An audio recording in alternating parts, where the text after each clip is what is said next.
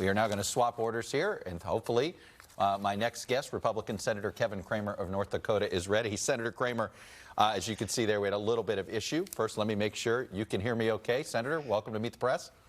It's good to be with you. I can hear you fine and hope you can hear me. I can hear you just fine. Let me start with sort of a form of the same issue here, but I'm going to use Senator Pat Toomey, your Republican colleague from Pennsylvania. Here's what he said last night after the decision came down to essentially throw out the president's lawsuit in Pennsylvania. With today's decision by Judge Matthew Brann, a longtime conservative Republican, whom I know to be a fair and unbiased jurist, to dismiss the Trump campaign's lawsuit, President Trump has exhausted all plausible legal options to challenge the result of the presidential race in Pennsylvania. I congratulate President-elect Biden and Vice President-elect Kamala Harris on their victory. Do you concur with Senator Toomey that it is now over? Chuck, first of all, again, thanks for the opportunity to be with you. And no, I do not, although I think it's very likely.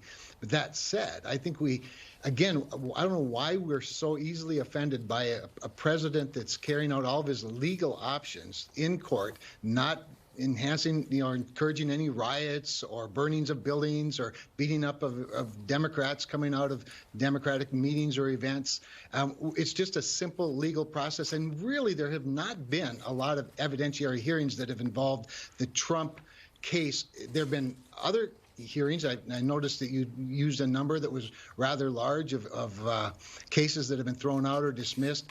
But when it comes down to actually looking at evidence, there have not been many, if any, and maybe the Pennsylvania one was the first one. So I think everyone ought to calm down a little bit. I don't see this as an attack on our democracy. I mean, we spent 4 years listening to news shows and liberals trying to discredit the Trump administration to the point of spying on him. By the last administration, $40 million spent on a independent counsel that started with no evidence and ended proving that there was no evidence. And then, of course, this crazy impeachment. So I think what we're experiencing now, everyone ought to just relax and let it play out in the legal way. We'll be just fine.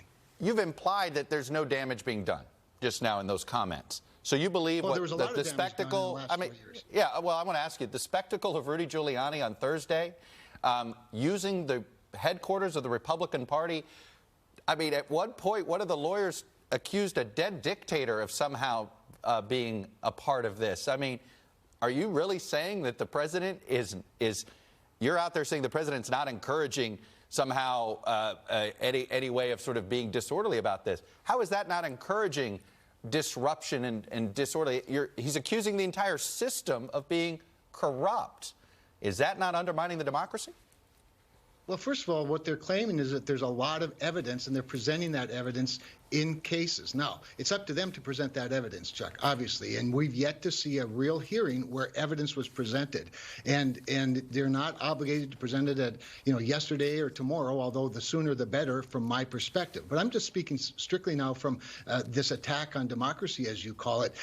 These are legal systems. These are processes that are in our Constitution, in our laws, and they're not just appropriate, but they're really an obligation, frankly, to the millions of Americans that President Trump is a reflection of. I know a lot of people like to think that we're the reflection of him. He's a reflection of millions of people that want to see him fight this to the end. Now, there has to be an end, Chuck. I agree. There has to be an end. Yeah. I frankly do think it's time to, it's past time to start a transition, to at least cooperate with the transition. I'd rather have a president that has more than 1 day to prepare should Joe Biden, end up winning this. But in the meantime, again, he's just exercising his legal options. I just want to confirm, you believe that the head of GSA tomorrow morning at this point ought to say the transition needs to begin. It looks like Joe Biden's going to be the apparent winner. Yes, there's more to go through. If this is what the head of GSA said, yes, there's still more to go through, but it looks like Joe Biden's the apparent winner. Let's allow the transition process to begin. Should that be what happens tomorrow morning? Yeah, it should happen tomorrow morning because it didn't happen last Monday morning. I just think you have to begin that process, give the incoming administration all the time they need. Now, I will also say this. I think that Vice President Biden has been a bit over dramatic as it relates to Operation Warp Speed and the distribution of the vaccines and things. I mean, none of those things are a secret. The military is in charge of Operation Warp Speed. The military is still going to be there after the election, but there are lots of other things. And I've informed my staff well over a week ago that they ought to cooperate with any transition outreach because we want to be prepared. We have to, we have a government to run, regardless of who the president is. Does it concern you that so many, and I'm curious what happens when you have your own constituents that say to you, Senator, I know this was stolen. I just don't believe it. What is it gonna take to tell those folks, your constituents in North Dakota, look, I know you don't like the results, but it was fair and square? Yeah, that's a great point. That's a great point. That's where leadership really does have to step in, and where you have to both be attentive to them and then use your circle of influence. And I think what it's going to take, Chuck, is for all of these legal avenues to be exhausted. And then at some point, we start preparing for another election. Your monologue illustrated a couple of times in our history when there have been challenges, and the good news is that our republic is very resilient. You do realize that in this century, there have been 4 closer presidential elections, 2000, 2004, 2012, 2016. Believe it or not, the popular vote win here by Biden is even larger than Barack Obama's was over Mitt Romney. So at what point does this undermine you heard Governor Larry Hogan. This is not coming from a member of the media. It's a Republican who thinks this is undermining the look of America to the world. Yeah, I know that a lot of people would like a nice, tidy, historically traditional sort of election, but we don't have a traditional president. He didn't get there in a traditional way. I never cease being amazed at people like you who are surprised when he's not behaving the same way as previous presidents have behaved. But I also go back to the fact that just last year,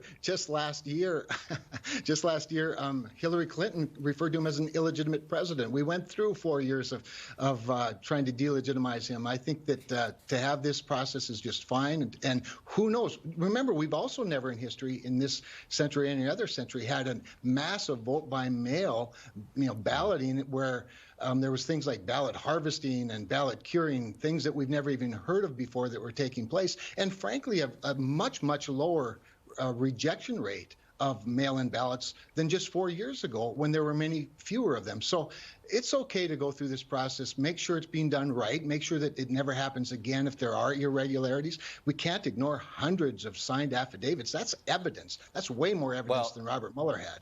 Well, so far, though, that is not the case because this evidence, they haven't presented it in court because they don't have it, it appears. We'll see. As you said, if they have the evidence, they should present it.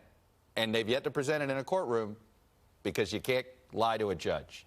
Anyway, Senator Cramer, Republican North Dakota. That's the reason, Chuck, but well, we don't know, but they haven't done it yet. Anyway, I really appreciate you coming on. Many of your colleagues have not wanted to. Congressman Richmond.